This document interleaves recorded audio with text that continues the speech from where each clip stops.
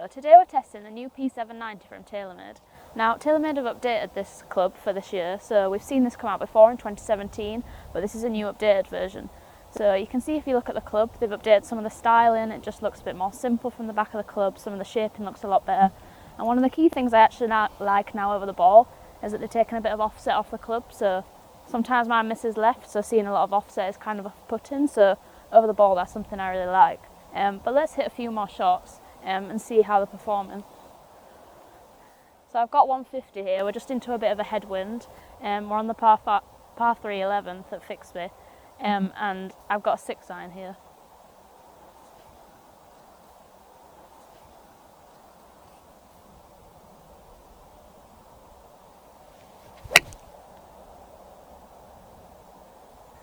So one thing TaylorMade are claiming with the new technology is that not only are they designed for more distance and speed, but that they're actually going to improve your consistency. And we can see from the 2 shots I've hit there that they've literally finished like 3 feet apart, so far it's looking well on that promise.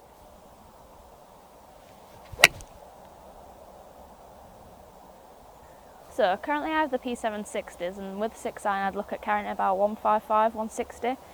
So this was with 150 but into the wind. But I have hit all 3 shots past the pin, so I'm pretty pleased with the distance that these have produced. Obviously these are designed to produce a bit more distance than the P760, but let's head down to the green and see where they finished. So one of the big things I noticed when hitting those shots was that I had a really solid strike with all 3. Even though the 3rd one I didn't quite catch as well as the other 2, they all flew like a really consistent distance. It just had a really solid strike off the face. I would say compared to my P760s I probably had slightly less feel in terms of like maybe ball shaping ability, but the strike was really solid and really consistent, which was something that's really important for people who are kind of looking at this iron, because it's generally more like people with handicap in their teens who are looking for consistency of shot, like a little bit extra ball speed, and that's definitely something that I saw with the shots, that they were travelling slightly further than what I would expect with my irons. So these are the first 2 shots I hit.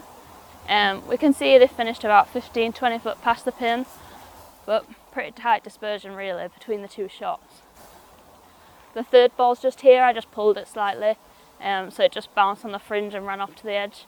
But you can see actually they're all at a really consistent distance, which I think is really important for someone who's looking at this kind of club. So as always, there's a lot of technology packed into this club head, and it's actually been built using forged hollow body construction, but then it also features the same speed foam that we've seen them use in their drivers this year. It also features 15% more tungsten than the previous version, so this is designed to lower the centre of gravity and increase the height that you're getting on your shots. So TaylorMade have also brought in a 7% thinner club face, so this is designed to increase your ball speed, but they've designed it so you're not losing dispersion on it as well, so it's increasing your forgiveness, and part of that is due to this through slot that we can see on the bottom. So this is designed to increase forgiveness on those strikes that you get on the bottom of the face, but also increase your ball speeds.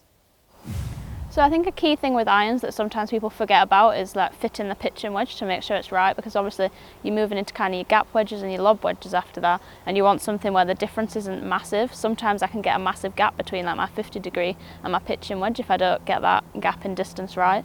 And also it's kind of a club that you want to be able to hit full out, but you also want to be able to hit like 3/4 pitch shots with if you need to. So we've just come about 100 yards from the green. Usually I hit my pitching wedge about 115, so we're just going to see if I can hit some knockdown shots and how well I can control this without kind of going full out at the shot.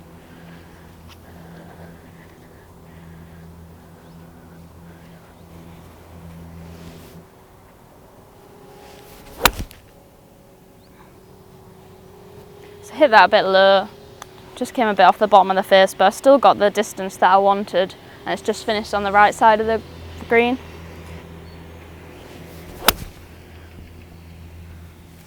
That was a lot better strike, and it was just more the intended ball flight that I would like from this shot.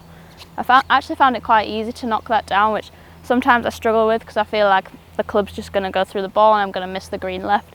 But that held its line really nicely and actually stopped pretty quick on the green. And even though these are designed for quite a lot of ball speed, it does feel like I can actually control the distance with these when I'm hitting them 3/4, which is something that's quite key for me because I don't always get full out distances when I'm playing. Again, I struck that nicely, it's probably finished about 15 feet left of the pin, but let's go up and see where they are. So you can see the first shot I hit, I caught it a bit thin, so it's just finished just past the flag up on the right. But the second 2 have just finished quite near the pin. I've given myself decent birdie putts there. So the thing I was really impressed with these clubs is that I could actually control a 3/4 shot. With a pitching wedge, that's really important to me because I get a lot of shots that are 100 yards or 105, maybe slightly up a hill. I can't quite get there with my 50 degrees, so I've got to hit my pitching wedge, but I need to take a bit off it. And I really find that a struggle sometimes. I just feel like I've got too much ball speed on my pitching wedge and I can't slow that down. So I was actually really impressed with how well I could control the length of these shots.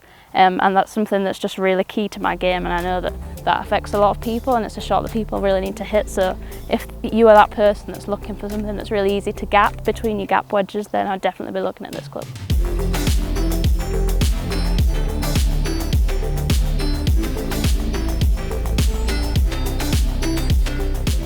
So the big thing that I really liked when testing these clubs is that I kind of thought that the increase in ball speed was going to lose control compared to my P760s, but I didn't find that at all. I found like into par threes I could really control my accuracy and my precision of my distance, and then hitting knockdown shots I could also do the same thing. I could take distance off if I wanted to, but I could still hit that full out shot, and that's something which I find really important because a lot of the time I'm trying to be really precise in my shots into the green, and you don't always have that full number that you're going to hit a shot full out. So a lot of the time you are trying to knock stuff off, so it's really key for me that I can still have that precise control of distance without losing kind of the ball speed that these are providing. And I did find that they went slightly further than my P760s. Obviously they're designed to do that, so that's kind of what I was expecting, and they did deliver that. The strike just felt really solid throughout. I hit some really nice shots, and just the strike was really consistent. I was almost pitching shot after shot on the same spot, which is something that I really enjoyed, and is also key out on the golf course. Aesthetically, I think these clubs look great. They've really kind of simplified the back of the club face, changed some of the shaping. It looks just more streamlined on the last version. It looks great behind the ball. I really like the fact that they've reduced some of the offset, and it just sits really nicely. It doesn't really look like a game improvement club, which it kind of is getting into that spectrum, because really it is kind of aimed at kind of your low teen or mid handicapper. But actually this TaylorMade have found this is a club that's performing for everyone, kind of from your plus handicappers all the way up to your 25 handicappers and above. So this is a club that's really versatile for players of all ability. So it is one that people really need to go out and try and see if it suits them. It's not really one that's suited for a specific person, because it is providing things for a whole host of golfers. So I definitely recommend that you go out and try this club. So if you have any questions about this club, feel free to put them in the comments below. Don't forget to like and subscribe, and we'll see you again soon.